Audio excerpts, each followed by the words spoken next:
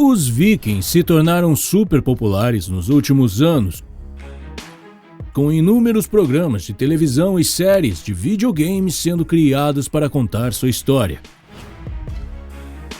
A Ubisoft criou jogos como Assassin's Creed Valhalla e reacendeu o interesse pelos Vikings em milhares de pessoas ao redor do mundo. Hoje, vamos mergulhar na vida de 10 dos mais famosos Vikings que já viveram. Antes de começarmos, não deixe de apertar o botão de gostei e tocar o sino de notificação para mais vídeos.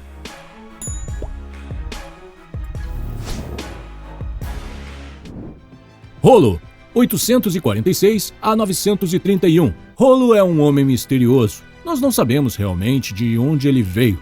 Algumas pessoas afirmam que ele é da Dinamarca, mas outras afirmam que ele é da Noruega. Como há tantas informações contraditórias, não sabemos ao certo. Rollo é visto pela primeira vez na história entre 885 e 886. Ele é conhecido por ser um dos guerreiros mais incríveis de seu tempo e ajudou a governar a Terra Franca. Os registros históricos dizem que ele foi oficialmente declarado líder dos Vikings em 918, que ele reinava sobre a Normandia até 928.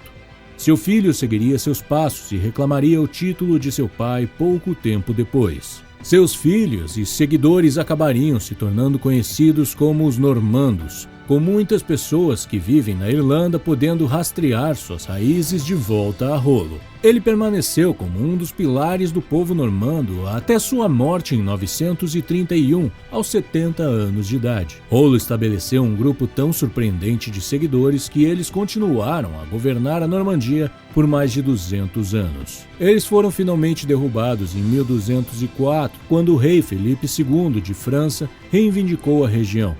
De qualquer forma, Rollo é um dos líderes mais ferozes da história viking e ele não será esquecido tão cedo. Hakon I, 920 a 961. Hakon, o Bom, foi um dos filhos mais jovens de Harald I. Ele cresceu seguindo os passos de seu pai e ganhou o controle da Noruega no ano de 935. Assim como Rollo, muitas das informações que temos sobre Hakon não podem ser confirmadas porque foram transmitidas em histórias, lendas e sagas ao longo de muitos anos. Era difícil acompanhar a história naquela época e grande parte da história dos Vikings foi perdida pelo tempo. Muitas das histórias sobre Hakon conflitam umas com as outras. Acredita-se que ele nasceu e foi criado como cristão. Ele passou grande parte da sua vida na Inglaterra e cimentou sua cristandade mais tarde na vida. Quando seu pai faleceu, Eric I tornou-se rei.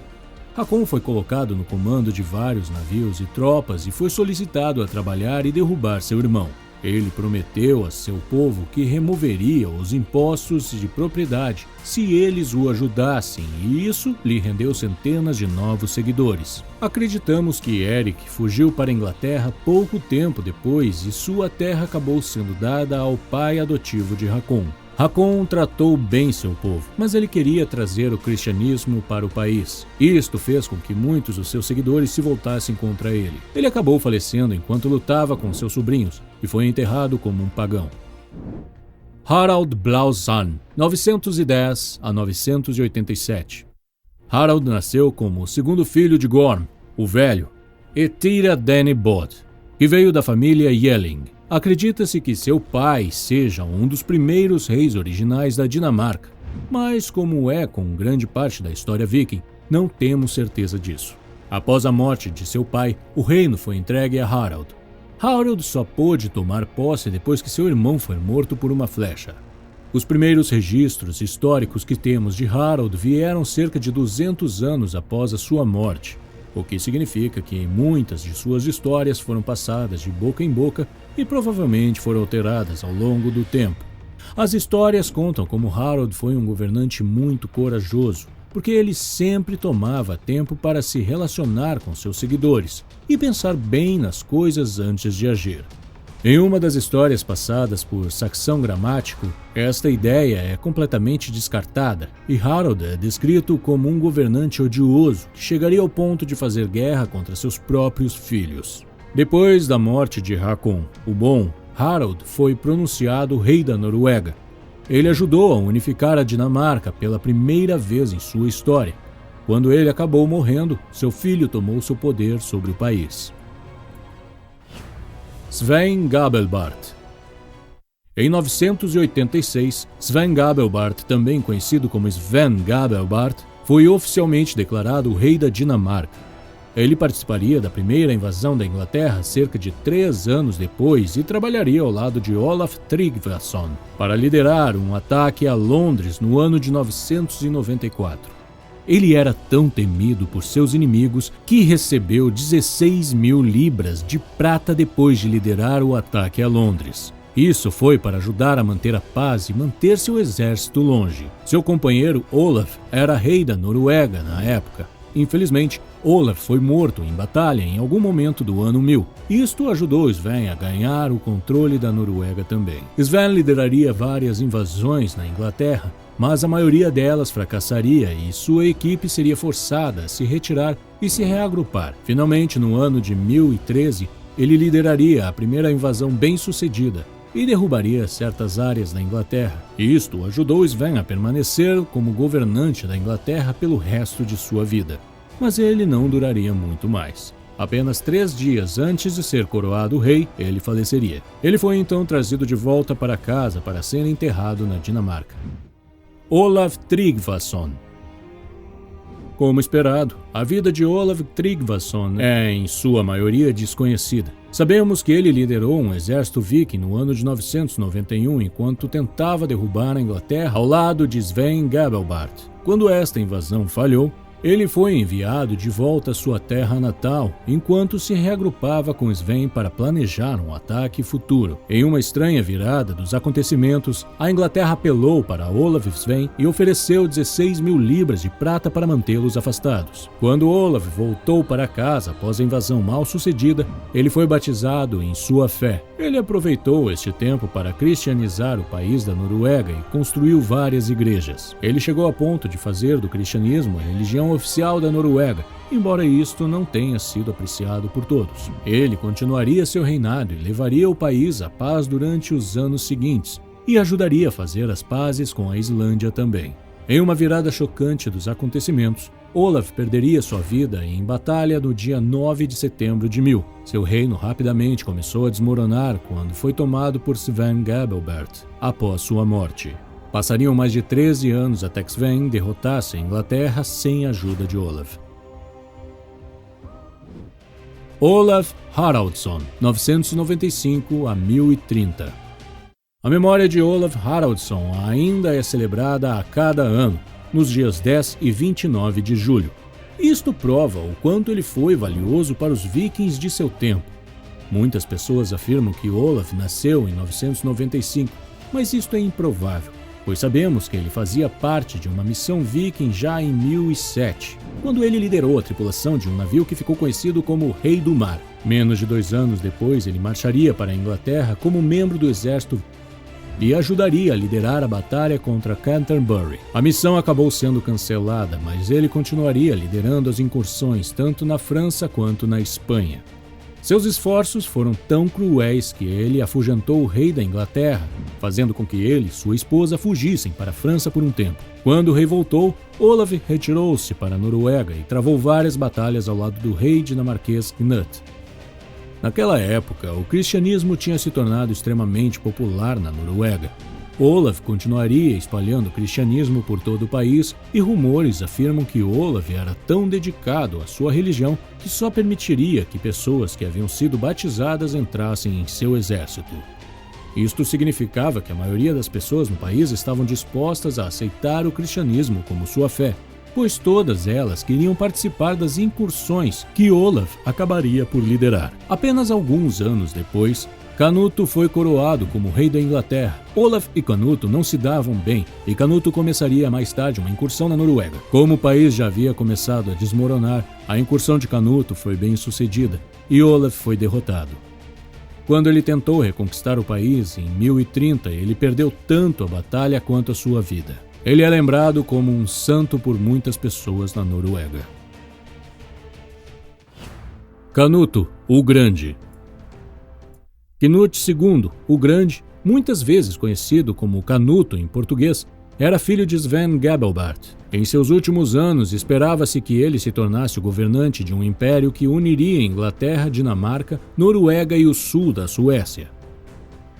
Ele era um membro dedicado da Igreja Anglo-Saxônica e espalharia a palavra desta religião depois que seu pai o criasse na igreja. Ele planejava iniciar uma filial local da igreja na Inglaterra, semelhante à igreja que já havia sido fundada na Dinamarca. Quando seu pai faleceu, Canuto se retirou para a Dinamarca depois que o conselho se recusou a coroá-lo como rei. Ele passou os anos seguintes planejando maneiras de assumir a Inglaterra e foi coroado o rei da Inglaterra no dia de Natal. Seu irmão faleceu pouco tempo depois, colocando Canuto como rei da Dinamarca também. Ele trabalhou duro para proteger ambos os países das forças inimigas, mas ele não teria sucesso. Ele foi capaz de resistir na Noruega, mas perdeu a batalha contra a Escócia. Ele faleceu em 1034 e foi enterrado em Winchester. Harald Hardrada. Harald era meio-irmão de Olaf, o Santo. Ele foi obrigado a fugir para a Noruega quando tinha apenas 15 anos de idade, depois de ter participado de uma batalha que custou a vida de seu irmão. Ele acabaria se estabelecendo na cidade russa de Novgorod e trabalharia ao lado do Grão-Duque Yaroslav I, antes de servir a 4 imperadores do Império Bizantino. Em 1042, ele se casou com a filha do Grão-Duque russo. Não demorou muito antes de retornar à Noruega e aceitar uma proposta de Magnus I para dividir o domínio do país. Quando ele faleceu em 1047, isto fez dele o único governante. Ele foi desprezado por muitos em sua fé, porque ele contratou bispos para a igreja que não haviam sido nomeados. Mas isto foi apenas um pequeno revés. Ele permaneceria no poder até perder sua vida em 1066, durante a Batalha da Ponte de Stamford. Erik o Vermelho. Erik o Vermelho é mais conhecido por fundar os assentamentos vikings na Groenlândia. Ele é conhecido por ser extremamente agressivo e violento para o seu povo e seus inimigos, e fez nome para si mesmo como um dos governantes mais temíveis vivos. Seu apelido não foi dado apenas por causa de seu cabelo vermelho, mas também pelo sangue que derramou. Quando ele tinha 20 anos de idade, sua família fugiu para a Islândia depois que seu pai cometeu um crime. Ele acabou indo para o oeste e explorou várias áreas em busca de um novo assentamento. Ele reuniu um grupo de pesquisadores e encontrou terra, com ele retornando mais tarde à sua terra natal para reunir recrutas para ajudar na construção de um novo assentamento na terra. Mais da metade dos navios e da tripulação se perderam no mar, para nunca mais serem vistos. Em 1002, algumas pessoas que ajudaram a montar este novo assentamento adoeceram de uma praga.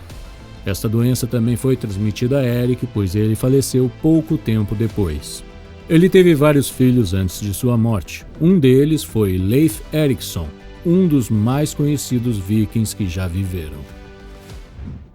Leif Erikson. Acreditamos que Leif Erikson nasceu na Noruega e se mudou para a Groenlândia pouco tempo depois. Ele retornou à sua terra natal na Noruega por volta de 999 e se converteu ao cristianismo. Pouco tempo depois, ele navegaria para o oeste para encontrar terra e atracaria seu navio na América do Norte. Ele reivindicou terra aqui e nomeou as áreas Helluland, Markland e Vinland. Não sabemos ao certo onde estas áreas estão localizadas hoje, pois esta informação foi perdida ao longo do tempo. Leif acabaria por se estabelecer em Vinland, que era conhecida por seu vinho. Tanto quanto sabemos, ele foi o primeiro viking a reivindicar terras na América do Norte. Ele voltaria para a Groenlândia pouco tempo depois e traria várias pessoas para se mudarem para os novos assentamentos na América do Norte. Mas esses assentamentos não durariam o teste do tempo e todos eles desapareceram. Nos conte, de todos esses incríveis vikings, com quais você gostaria de se sentar e compartilhar um café? As histórias que eles poderiam compartilhar seriam completamente incríveis. Nos diga nos comentários e também nos conte o que você faria se fosse um viking por um dia. Muito obrigado por assistir. Não se esqueça de apertar o botão gostei e tocar o sino de notificações para mais vídeos.